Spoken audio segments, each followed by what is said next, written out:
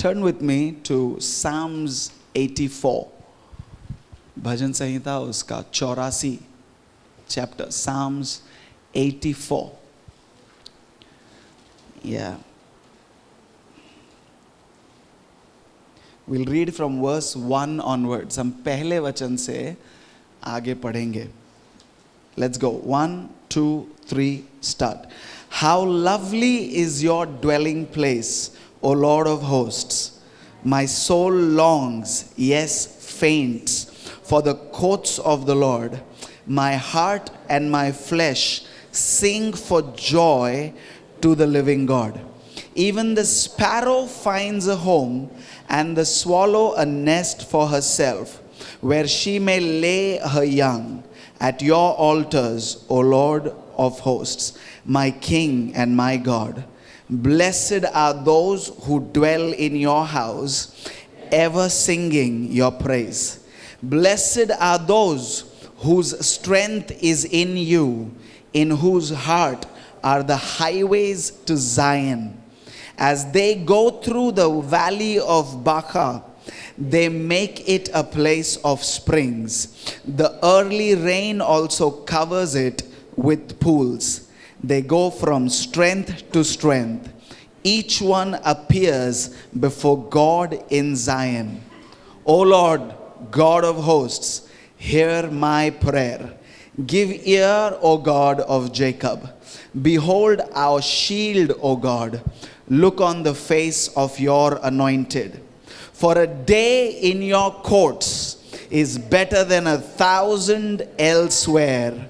I would rather be a doorkeeper in the house of my God than dwell in the tents of wickedness. For the Lord God is a sun and shield. The Lord bestows favor and honor. No good thing does he withhold from those who walk uprightly. O Lord of hosts, blessed is the one who trusts in you. Father, we pray that you would speak to us this morning. In Jesus' name, amen. Amen. You may be seated. The psalmist starts by talking about the God of hosts. आप उस परमेश्वर के भजन को पढ़ रहे हैं हम, जिसमें परमेश्वर जो सेनाओं का परमेश्वर है, the God of war, the God who fights for you and me, वो परमेश्वर जो आपके लिए और मेरे लिए लड़ता है, जो मेरे दुश्मनों को मुझसे दूर करता है, या वो परमेश्वर, क्योंकि भजन आगे हमसे ये भी कहता है that he prepares my fingers for battle. वो मेरी उंगलियों को युद्ध के लिए तैयार करता है. Yes, no? तो अगर वो सेनाओं का यहोवा, उसके घर की बात हो रही है, तो उसके घर में क्या होगा? My soul longs, yes, faints for the courts of the Lord. My heart and my flesh sing for the joy of the living God. What sings? My heart and my flesh. कह रहा है प्रभु तेरा निवास स्थान कितना ही सुंदर है. मेरे प्राण, my soul longs for the courts of the Lord. मेरे प्राण इस बात के लिए व्याकुल है कि मैं तेरे आंगनों में पाया जाऊं. और मेरा हृदय, when he's talking about heart, यहां पर जब वो हार्ट कह रहा है, हृदय कह रहा है, तो ये फिजिकल हार्ट का बात नहीं हो रहा है जो ब्लड पंप करता है. ये दिल का बात नहीं हो रहा है. He's talking about my innermost being. Amen. He says, this heart and this flesh, my innermost being, मेरा सबसे डीपेस्ट जो मैं हूं, मेरा व्यक्तित्व, वो और ये शरीर जो मिट्टी है, खत्म हो जाएगा, दोनों ही प्रभु के लिए गाते हैं.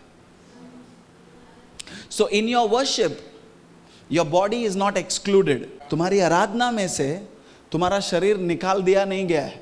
You need your body to worship God. You know why? Because he dwells in this body. Listen to me. कई बार हम लोग ये कहते हैं कि अरे यार ये शरीर है, ये तो वेस्ट हो जाएगा, मेरे को स्पिरिट को मजबूत करने का है. लेकिन परमेश्वर तुम्हारा स्पिरिट में नहीं रहता है, वो तुम्हारा ये बॉडी में निवास करता है. God is who is a spirit. परमेश्वर जो आत्मा है वो तुम्हारे आत्मा के साथ एक हो गया है और वो ये शरीर के अंदर निवास कर रहा है. आमीन.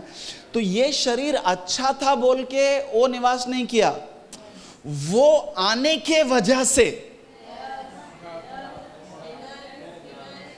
बिकॉज ही केम, ये इतना सुंदर हो गया है. आमीन. Are you with me? सेनाओं का परमेश्वर आपके अंदर निवास करता है और वो कहता है उसके होने से, लिसन टू मी, ये जगह जहां वो रहता है सुंदर हुआ है. आमीन. So the house remains beautiful when the one who's supposed to dwell in it dwells in it.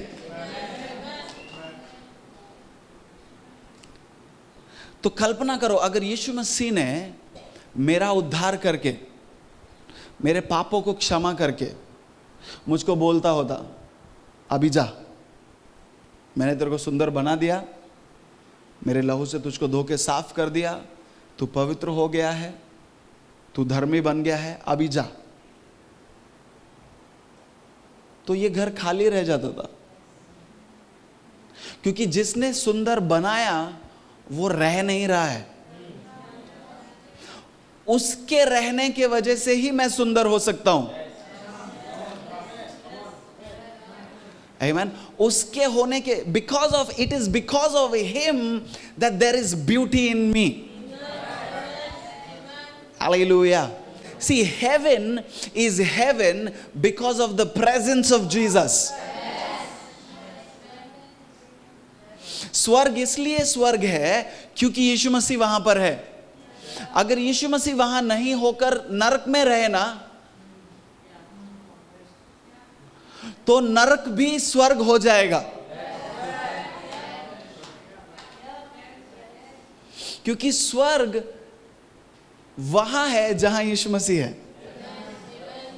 Hallelujah. Now listen, अगर ये सही है तो आज यीशु मसीह कहां है? कहां है? मेरे अंदर निवास कर रहा है. तो स्वर्ग कहां है?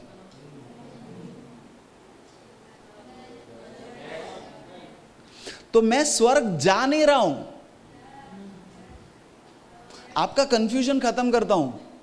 आप लोग स्वर्ग जाने वाले नहीं हो, आप स्वर्ग अपने अंदर लेकर चल रहे हो.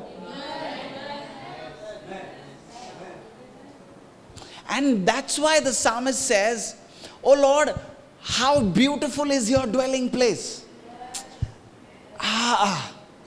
So if God is dwelling in you, अगर परमेश्वर आप में निवास करता है, then there is heaven inside you. Now listen carefully. The Bible says in heaven there is no sickness.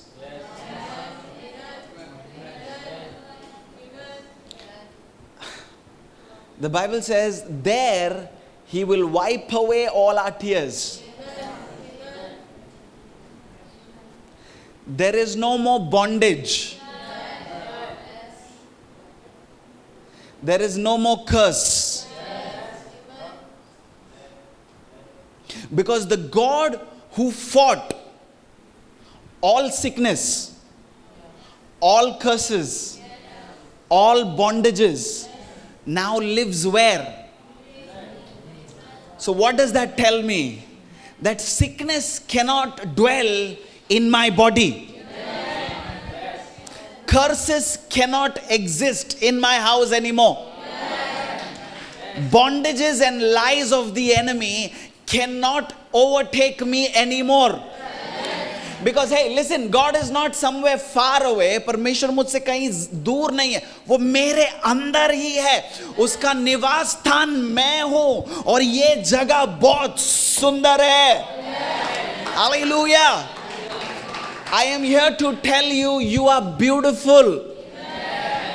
Oh, no.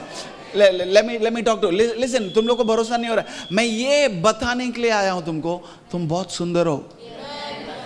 बाहर भी और अंदर भी. और ये सुंदरता उसके कारण है जो तुम्हारे अंदर निवास करता है. उसने तुमको धूल खाने के लिए, तुम्हारे अंदर जाले लगने के लिए खाली नहीं छोड़ा है. वो कह रहा है मैं आके तुम्हारे अंदर निवास करूंगा कि तुम्हारी सुंदरता बनी रहेगी. Hallelujah.